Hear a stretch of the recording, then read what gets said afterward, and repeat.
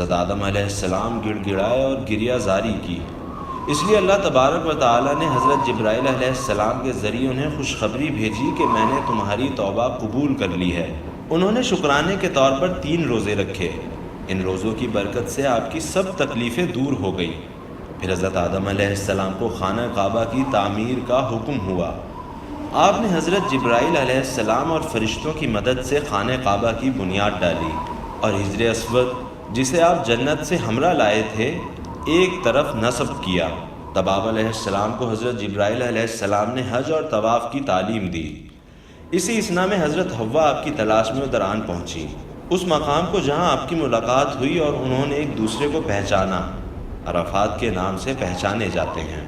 پھر حضرت آدم علیہ السلام اور حضرت حوا نے زمین پر قیام کیا اور حضرت جبرائیل علیہ السلام نے انہیں کھیتی باڑی سکھائی۔ اب حضرت آدم علیہ السلام اور حضرت حوا دونوں نے اکٹھے رہنا شروع کیا اور حضرت جبرائیل علیہ السلام نے آپ کے لیے گیہوں کی روٹی اور لکڑی وغیرہ مہیا کی۔ اس وقت نسل انسانی کو بڑھانے کے لیے بچوں کی پیدائش جلدی ہوتی تھی اور صبح پیدا ہونے والی لڑکی کی شادی شام کو پیدا ہونے والے لڑکے اور شام کو پیدا ہونے والی لڑکی کی شادی صبح کو پیدا ہونے والے لڑکے سے کی جاتی تھی۔ ایک دفعہ حضرت آدم علیہ السلام کے 2 بیٹوں حابیل اور قابیل میں جھگڑا ہو گیا۔ دونوں نے قربانی پیش کی۔ حابیل کی قربانی اللہ تعالیٰ نے قبول فرما لی۔ اس طرح فیصلہ حابیل کے حق میں ہوا، لیکن قابیل وہ فیصلہ نہ مانا اور حابیل کے قتل کے در پہ ہو گیا اور شیطان کے بہکانے سے حابیل مظلوم کو مار ڈالا اور خود قصاص کے خوف کے مارے حابیل کے شہید کر دینے کے بعد اسے اٹھا کر کہیں بھاگ گیا۔ چونکہ ابھی تک کوئی موت واقع نہیں ہوئی تھی، اس لیے اسے بھی یہ معلوم نہ تھا کہ دفن کس طرح کیا جاتا ہے۔ وہ ایک جگہ تھک کر بیٹھ گیا تو کیا دیکھتا ہے کہ 2 کوے آپس میں لڑ رہے ہیں۔ ایک نے دوسرے کوے کو مار ڈالا، پھر زمین کھود کر اسے دفن کر دیا۔ اس واقعے کو دیکھ کر قابیل نے بھی حابیل کو اسی طرح دفن کر دیا۔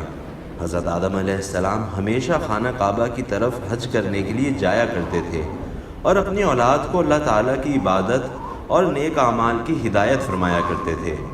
جب آپ علیہ السلام کی وفات کا وقت قریب آیا تو ان پر بیماری کا غلبہ ہوا اور وہ بہشت میں پہنچنے کے مشتاق ہوئے۔ اس وقت حضرت جبرائیل علیہ السلام اور کئی فرشتے حضرت آدم علیہ السلام کے لیے کفن اور خوشبو جنت سے لائے۔ جب حضرت آدم علیہ السلام خدا بند تعالیٰ کی تسبیح و تقدیس میں مشغول تھے تو حضرت اسرائیل علیہ السلام نے خدا کے حکم سے ان کی روح قبض کر لی۔ حضرت آدم علیہ السلام 930 برس کی عمر میں اس جہان فانی سے کوچ کر گئے اور آپ کے بیٹے حضرت شیس علیہ السلام نے آپ کے جنازے کی نماز پڑھائی۔ اسی وقت سے بنی آدم کے لیے نماز جنازہ روز قیامت تک پڑھنی مقرر ہوئی۔ حضرت آدم علیہ السلام کو شیطان مردود کے بہکانے سے گندم کا دانہ کھا کر بہشت سے نکلنا پڑا، مگر حضرت آدم علیہ السلام کو توبہ، استغفار اور عبادت کرنے سے پھر قرب الہی حاصل ہو گیا۔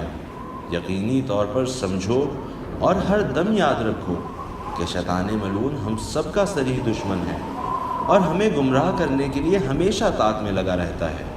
اسی لیے ہمیں بھی حضرت آدم علیہ السلام کی طرح توبہ استغفار کرتے رہنا چاہیے تاکہ ہم بھی باری تعالیٰ کے فضل و کرم سے جنت کے وارث ہو سکیں۔